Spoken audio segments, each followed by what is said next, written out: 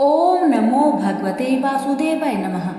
प्यारे भक्तगणों, आज आप सभी श्रवण करेंगे माघ महीने की कृष्णा पक्ष की सटटीला एकादशी की व्रत कथा।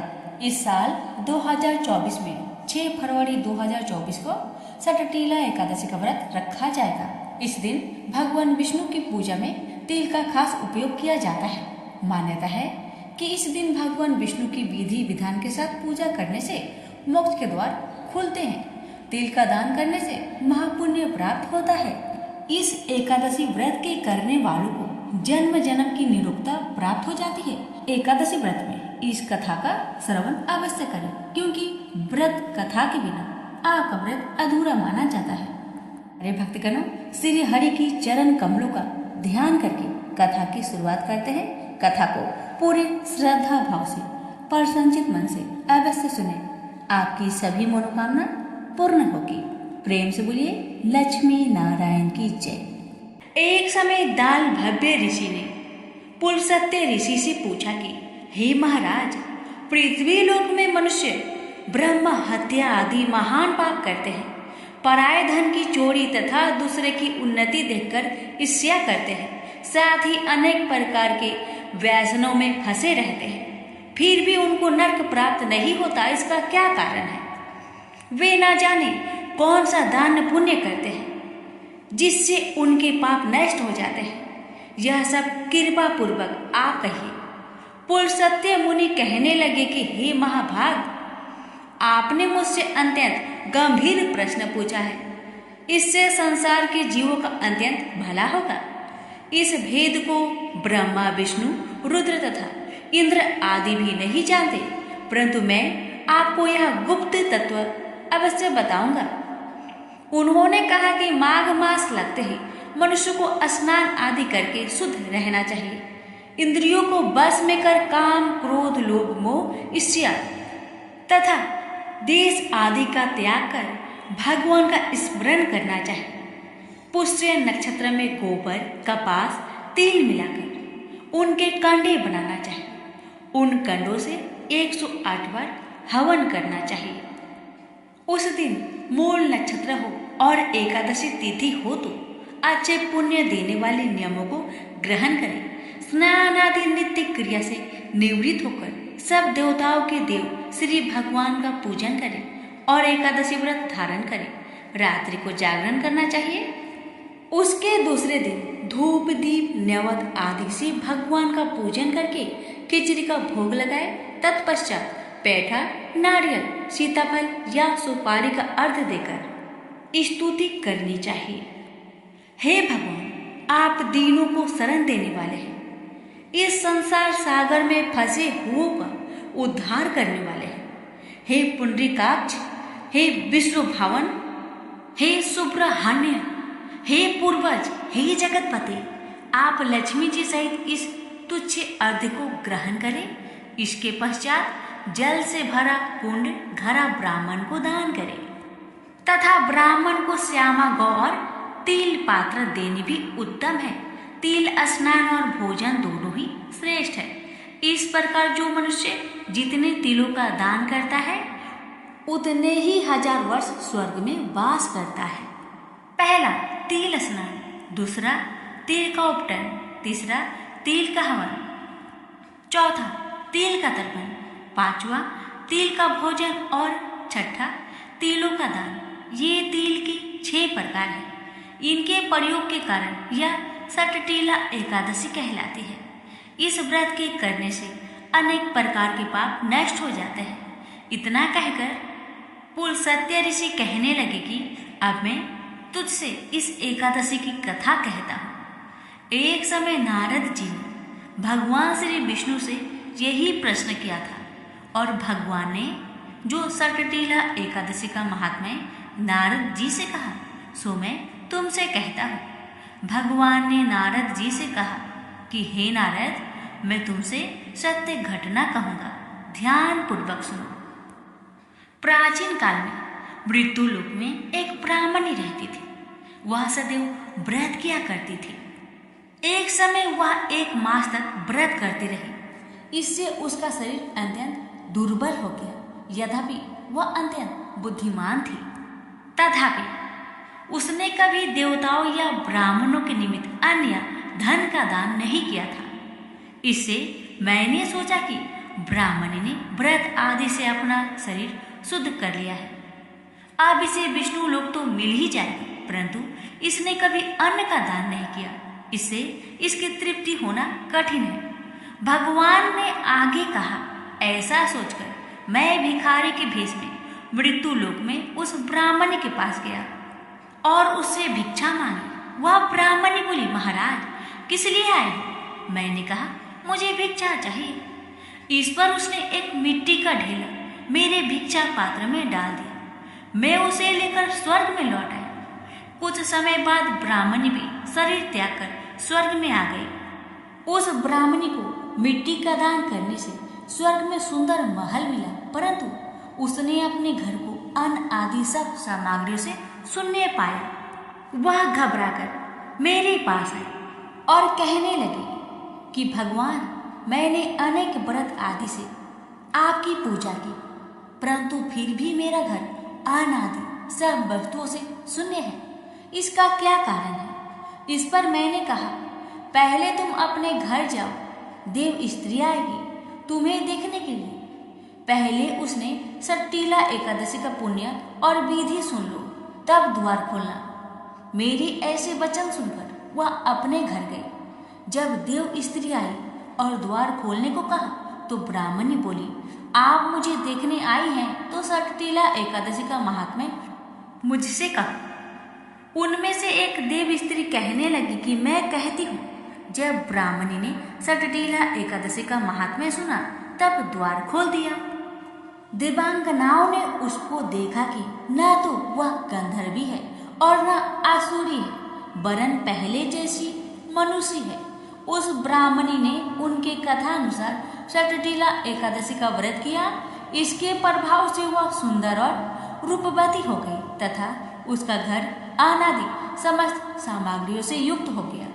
अतः मनुष्य को मूर्खता त्याग कर सट्टीला एकादशी का व्रत और लोभ न करके तिल आदि का दान करना चाहिए। इससे दुर्भाग्य, दरिद्रता तथा अनेक प्रकार के कष्ट दूर होकर मोक्ष की प्राप्ति होती। सतयुग में मूर नाम का एक दैत्य उत्पन्न हुआ। वह बड़ा बलवान और भयानक था। उस प्रचंड दैत्य ने इंद्र, आदित्य, वासु, वायु, अग्नि आदि सभी देवताओं को पराजित करके भगा दिया। तब इंद्र सहित सभी देवताओं ने भयभीत होकर भगवान शिव से सारा वृत्तांत कह सुनाया और बोले कि हे कैलाशपति, मूल दैत्य से भयभीत होकर सब देवता मृत्यु लोक में फिर रहे हैं। तब भगवान शिव ने कहा, हे देवताओं, तीनों लोकों के स्वामी, भक्तों के दुख का नाश करने वाले भगवान विष्णु के शरण में जाओ, वे ही तुम्हारे दुखों को दूर कर सकते हैं। शिव जी के ऐसे वचन सुनकर सभी देवता क्षीर सागर में पहुंचे। वहां भगवान को शयन करते देख हाथ जोड़कर उनकी स्तुति करने लगे कि हे देवताओं द्वारा स्तुति करने योग्य प्रभु, आपको बारंबार नमस्कार है। हे देवताओं की रक्षा करने वाले मधुसूदन, आपको नमस्कार है। आप हमारी रक्षा करें। दैत्यों से भयभीत होकर हम आपकी शरण में आए हैं। आप इस संसार के कर्ता, माता पिता, उत्पत्ति और पालन करता और संहार करने वाले हैं। सबको शांति प्रदान करने वाले हैं। आकाश और पाताल भी आप ही है। सबके पितामह ब्रह्मा, सूर्य, चंद्र, अग्नि, सामग्री, होम, आहुति, मंत्र, तंत्र, जप, यजमान, यज्ञ, कर्म कर्ता और भोक्ता आप ही हैं। आप सर्वव्यापक है। आपके सिवा तीनों लोकों में चर तथा अचर कुछ भी नहीं है। हे भगवान, दैत्यों ने हमको जीतकर स्वर्ग से भ्रष्ट कर दिया है और हम सब देवता इधर उधर भागे फिर रहे हैं। आप उन दैत्यों से हम सबकी रक्षा करें। इंद्र के ऐसे वचन सुनकर भगवान विष्णु कहने लगे कि हे इंद्र, ऐसा मायावी दैत्य कौन है जिसने सब देवताओं को जीत लिया है? उसका नाम क्या है? उसमें कितना बल है और किसके आश्रय में है तथा उसका स्थान कहाँ पर है? यह सब मुझसे कहो। भगवान के ऐसे वचन सुनकर इंद्र बोले, भगवान, प्राचीन समय में एक नारी जंघ नामक राक्षस था। उसके महापराक्रमी और लोक विख्यात मूर नाम का एक पुत्र था। उसकी चंद्रावती नाम की नगरी है। उसी ने सब देवताओं को स्वर्ग से निकालकर वहां अपना अधिकार जमा लिया है। उसने इंद्र, अग्नि, वरुण, यम, वायु, यश, चंद्रमा, नैऋत्य आदि सबके स्थान पर अधिकार कर लिया है। सूर्य बनकर स्वयं ही प्रकाश करता है, स्वयं ही मेघ बन बैठा है और सबसे अजय है। हे असुर निकंदन, उस दुष्ट को मारकर देवताओं को अजय बनाइए। यह वचन सुनकर भगवान ने कहा, हे देवताओं, मैं शीघ्र ही उसका संहार करूंगा। तुम चंद्रावती नगरी जाओ। इस प्रकार कहकर भगवान सहित सभी देवताओं ने चंद्रावती नगरी की ओर प्रस्थान किया। उस समय जब दैत्य मूर सेना सहित युद्ध भूमि में गरज रहा था, उसकी भयानक गर्जना सुनकर सभी देवता भय के मारे चारों दिशाओं में भागने लगे। जब स्वयं भगवान रणभूमि में आए तो दैत्य उन पर भी अस्त्र शस्त्र आयुध लेकर दौड़े। भगवान ने उन्हें सर्प के समान अपने बाणों से बीध डाला। बहुत से दैत्य मारे गए, केवल मूर बचा रहा। वह अविचल भाव से भगवान के साथ युद्ध करता रहा। भगवान जो जो भी तीक्ष्ण बाण चलाते वह उसके लिए उस पर सिद्ध होता। उसका शरीर छिन्न भिन्न हो गया, किंतु वह लगातार युद्ध करता रहा। दोनों के बीच मल्ल युद्ध भी हुआ। 10,000 वर्ष तक उनका युद्ध चलता रहा, किंतु मूर नहीं हारा। थक कर भगवान बद्री का आश्रम चले गए। वहां हेमवती नामक सुंदर गुफा थी। उसमें विश्राम करने के लिए भगवान उसके अंदर प्रवेश कर गए। यह गुफा 12 योजन लंबी थी और उसका एक ही द्वार था। विष्णु भगवान वहां योग निद्रा की गोद में सो गए। मूर भी पीछे पीछे वहां तक आ गया और भगवान को सोया देखकर मारने को उद्धत हुआ। तभी भगवान के शरीर से उज्जवल कांतिमयी रूप वाली देवी प्रकट हुई। देवी ने राक्षस मूर को ललकार कर युद्ध किया और उसे तत्काल मौत के घाट उतार दिया। श्री हरि जब योग निद्रा की गोद से उठे तो सब बातों को जानकर उस देवी से कहा कि आपका जन्म एकादशी के दिन हुआ है, अतः आप 11 माता के नाम से पूजी जाएंगी और आपके भक्त वही होंगे जो मेरे भक्त होंगे। और हर एकादशी के दिन जो भी भक्त मेरी पूजा के साथ साथ आपकी भी पूजा करेगा और कथा को श्रद्धा पूर्वक श्रवण करेगा, उसके सारे दुख तकलीफ समाप्त हो जाएगी। सभी प्रेम से बोलिए विष्णु भगवान की जय हो, 11 माता की जय हो। दरअसल वज्र भूमि में भगवान श्री कृष्ण के एक परम भक्त रहते थे। उनका नाम था कुंभदास। कुंभदास का एक पुत्र था रघुनंदन। कुंभदास हर समय प्रभु श्री कृष्ण की भक्ति में लीन रहते थे और पूरे नियम से भगवान की सेवा करते थे। वे उन्हें छोड़कर कहीं नहीं जाते थे ताकि उनकी सेवा में कोई विघ्न न हो जाए। एक दिन वृंदावन से उनके लिए भगवत कथा करने का न्योता आया। पहले तो उन्होंने मना कर दिया, लेकिन लोगों के जोर देने से वे कथा के लिए जाने को तैयार हो गए। उन्होंने सोचा कि भगवान की सेवा की तैयारी करके वे रोजाना कथा करके वापस लौट आएंगे, जिससे भगवान का सेवा नियम भी नहीं टूटेगा। उन्होंने अपने पुत्र को समझा दिया कि वे भोग तैयार कर चुके हैं, तुम बस समय पर ठाकुर जी को भोग लगा देना। कुंभदास ने अपने पुत्र रघुनंदन को समझाया और वहां से प्रस्थान कर गए। जब बालक का रूप धारण कर भोजन करने आए श्री कृष्ण, रघुनंदन ने भोजन की थाली ठाकुर जी के सामने रखी और सरल मन से आग्रह किया कि ठाकुर जी आओ और भोग लगाओ।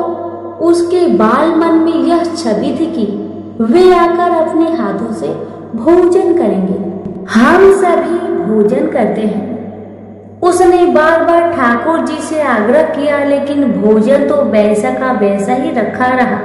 अब रघुनंदन उदास हो गया और रोते हुए पुकारा कि ठाकुर जी आओ और भोग लगाओ। जिसके बाद ठाकुर जी ने एक बालक का रूप धारण किया और भोजन करने बैठ गए। ये हर्ष देख रघुनंदन भी प्रसन्न हो गया। रात को जब कुंभदास जी ने लौटकर पूछा, बेटा तुमने ठाकुर जी को भोग लगाया था? रघुनंदन ने कहा, हाँ। उन्होंने प्रसाद मांगा तो पुत्र ने कहा कि ठाकुर जी ने सारा भोजन खा लिया। उन्होंने सोचा कि बच्चे को भूख लगी होगी तो सारा भोजन उसने ही खा लिया होगा।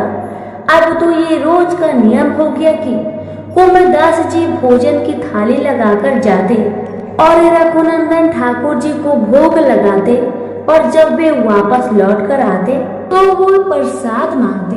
उन्हें एक ही जवाब मिलता कि ठाकुर जी सारा भोजन खा लिए।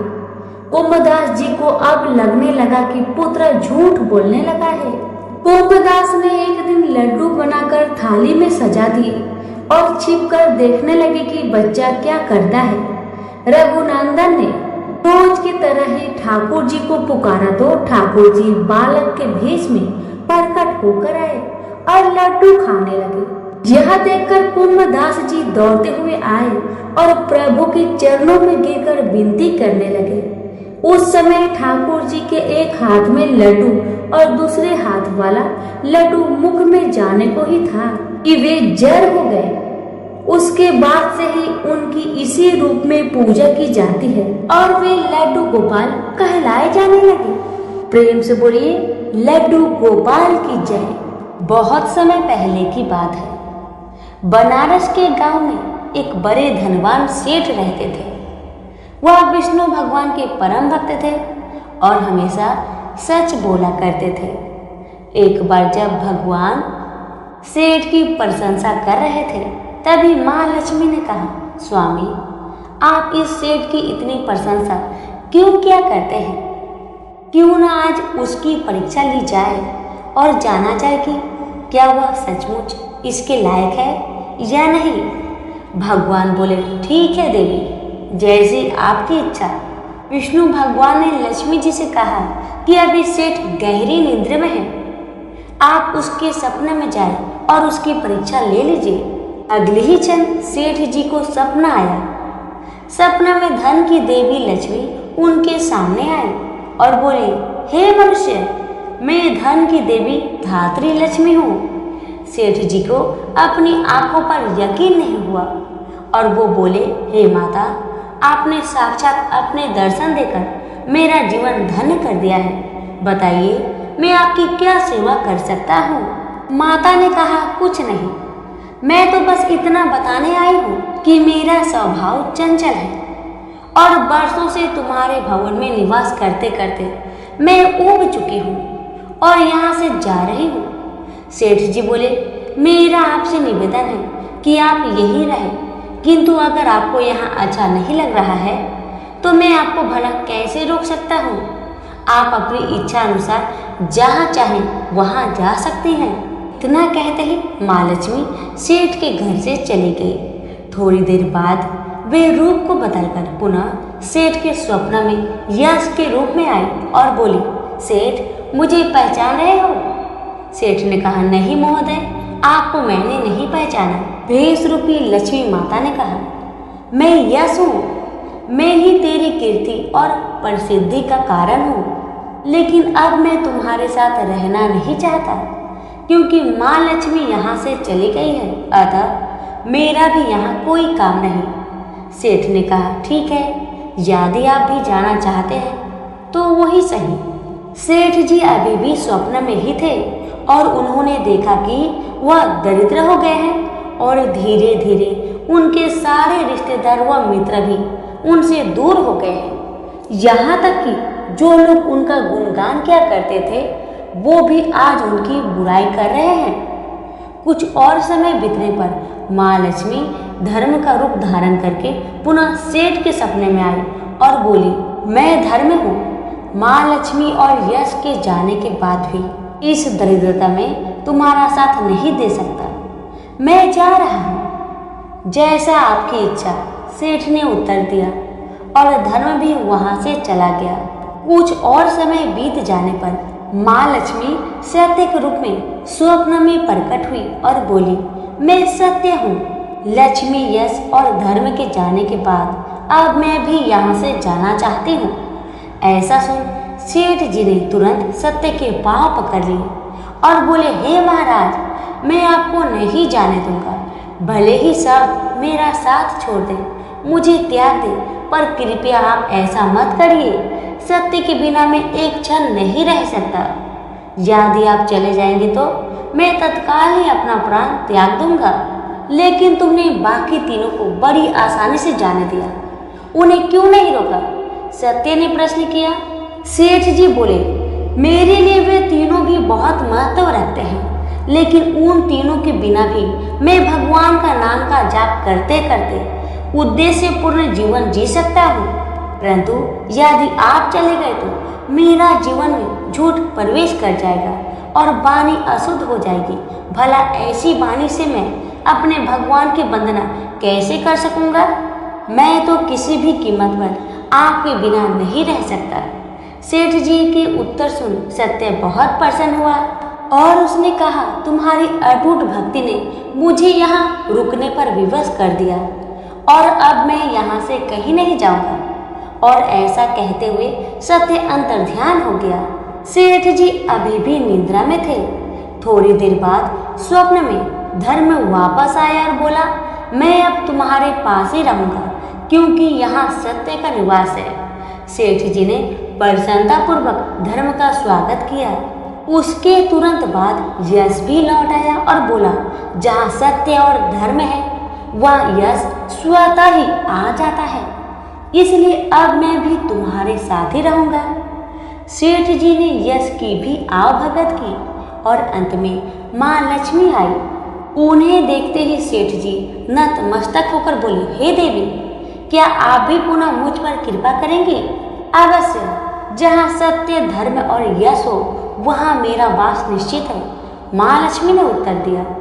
यह सुनते ही सेठ जी की नींद खुल गई। उन्हें यह सब स्वप्न लगा, पर वास्तविकता में वह एक कड़ी परीक्षा से उत्तीर्ण होकर निकले थे।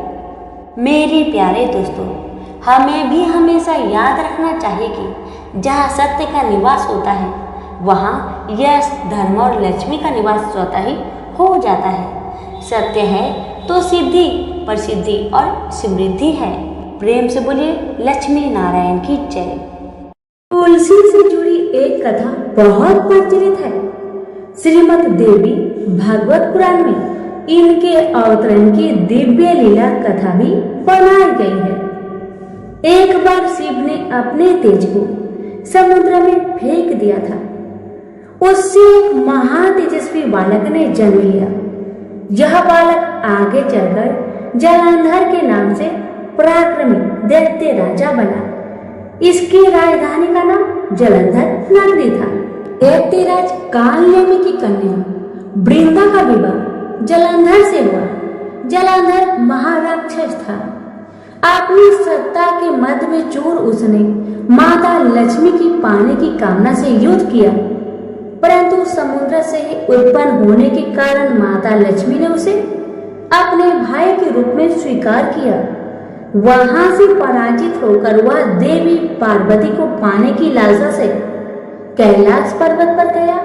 भगवान देवाधिदेव शिव का ही रूप धरकर माता पार्वती के समीप गया, परंतु मां ने अपने योग बल से उसे तुरंत पहचान लिया तथा वहां से अंतर्ध्यान हो गई। देवी पार्वती ने क्रोध होकर सारा वृंदावन भगवान विष्णु को सुनाया।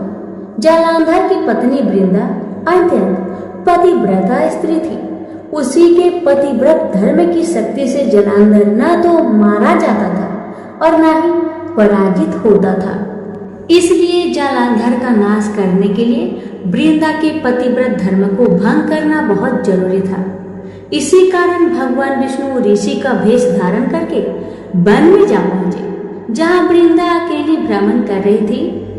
भगवान के साथ दो मायावी राक्षस भी थे, जिन्हें देखकर वृंदा भयभीत हो गई। ऋषि ने वृंदा के सामने पल में दोनों को भस्म कर दिया। उनकी शक्ति देखकर वृंदा ने कैलाश पर्वत पर महादेव के साथ युद्ध कर रहे अपने पति जालंधर के बारे में पूछा। ऋषि ने अपने माया जाल से दो बानर प्रकट किए। एक बानर के हाथ में जालंधर का सिर था तथा दूसरे के हाथ में धड़। अपने पति की यह दशा देखकर वृंदा मूर्छित होकर गिर पड़ी। होश में आने पर उन्होंने ऋषि रूपी भगवान से विनती की कि वह उसके पति को जीवित करे। भगवान ने अपनी माया से पुनः जालंधर का सिर धड़ से जोड़ दिया, परंतु स्वयं भी वह उसी शरीर में प्रवेश कर गई। वृंदा को इस छल का जरा भी आभास न हुआ। जालंधर बने भगवान के साथ वृंदा पतिव्रता का व्यवहार करने लगी, जिससे उसका अस्तित्व भंग हो गया। ऐसा होते ही वृंदा का पति जालंधर युद्ध में हार गया। इसी सारे लीला का जब वृंदा को पता चला तो उसने क्रोध होकर भगवान विष्णु को शीला होने का श्राप दे दिया तथा स्वयं सती हो गई। जहाँ वृंदा भस्म हुई वहाँ तुलसी का पौधा उगा। भगवान विष्णु ने वृंदा से कहा, हे वृंदा, तुम अपने अस्तित्व के कारण मुझे लक्ष्मी से भी अधिक प्रिय हो गई हो। अब तुम तुलसी के रूप में सदा मेरे साथ रहोगी। जो मनुष्य भी मेरे शालिग्राम रूप के साथ तुलसी का विवाह करेगा उसे इस लोक और परलोक में विपुल यश प्राप्त होगा। जिस घर में तुलसी होती है वहाँ यम के दूत भी असमय नहीं जा सकते। गंगा व नर्मदा के जल में स्नान तथा तुलसी का पूजन बराबर माना जाता है। चाहे मनुष्य कितना भी पापी क्यों न हो, मृत्यु के समय जिसके प्राण मंजरी रहित तुलसी और गंगा जल मुख में रखकर निकल जाते हैं, वह पापों से मुक्त होकर वैकुंठ धाम को प्राप्त होता है। जो मनुष्य तुलसी व आंवलों की छाया में अपने पितरों का श्राद्ध करता है उसके पितर मोक्ष को प्राप्त हो जाते हैं। उसी दैत्य जालंधर की यह भूमि जालंधर नाम से विख्यात है। सती वृंदा का मंदिर मोहल्ला कोट किशनचंद में स्थित है। कहते हैं इस स्थान पर एक प्राचीन गुफा थी जो सीधी हरिद्वार तक जाती थी।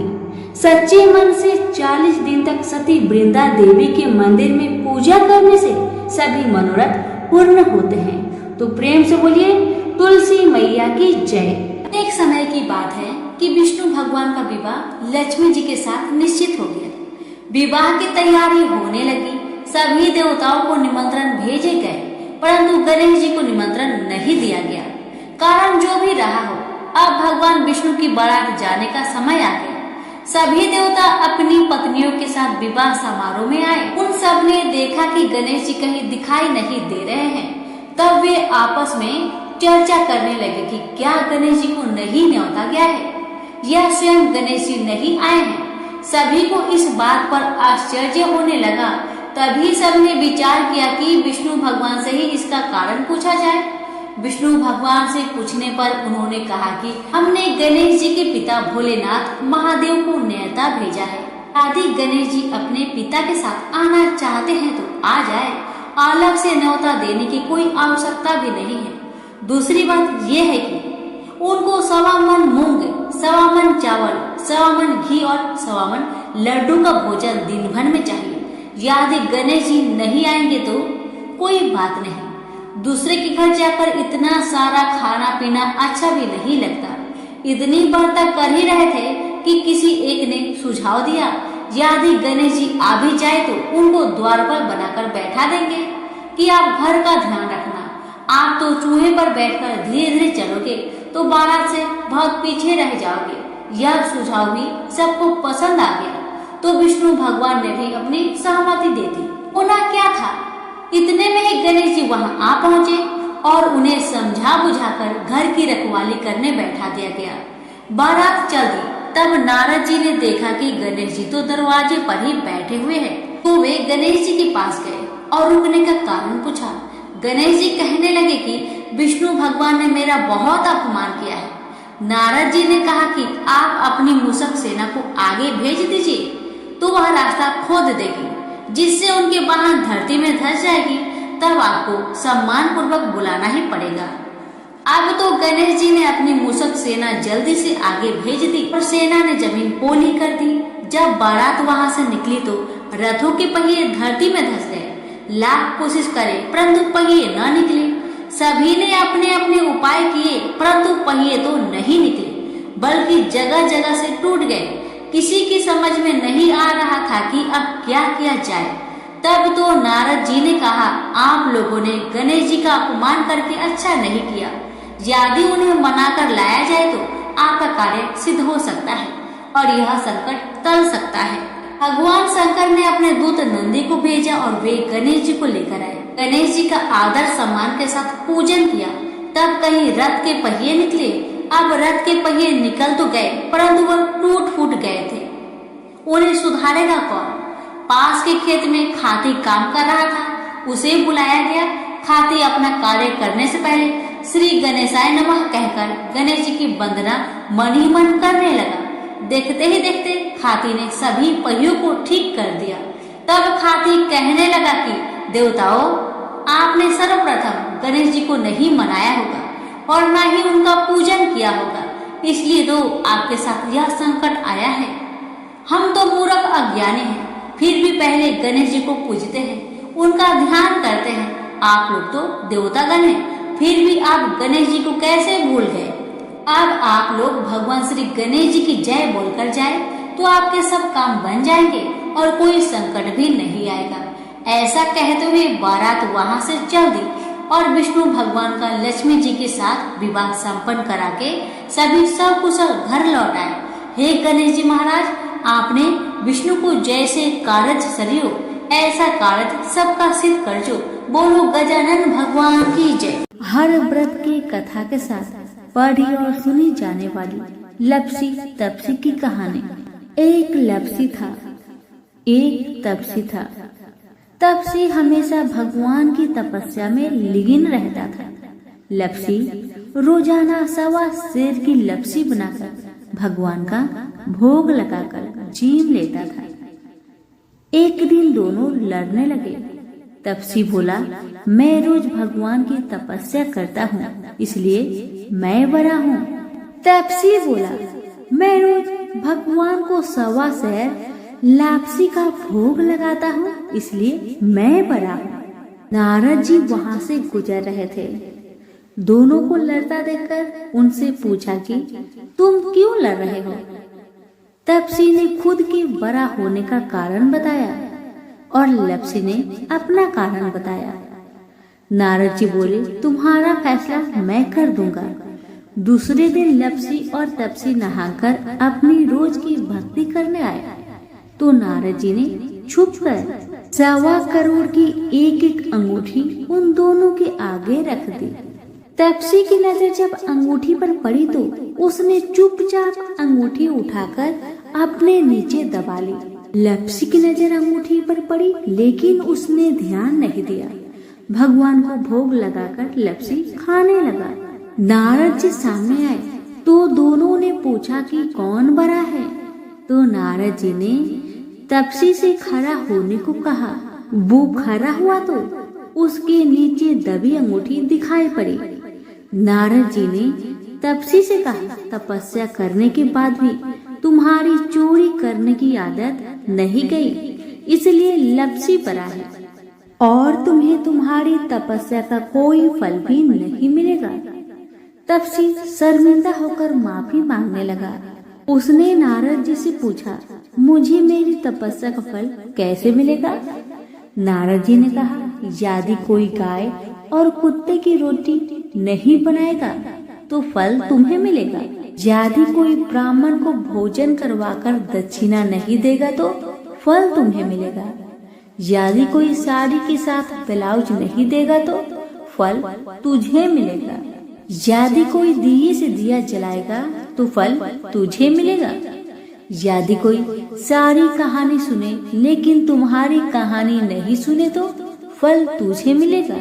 उसी दिन से हर व्रत कथा कहानी के साथ लपसी तपसी की कहानी भी सुनी और कही जाती है। तो प्रेम से बोलिए विष्णु भगवान की जय। धन्यवाद।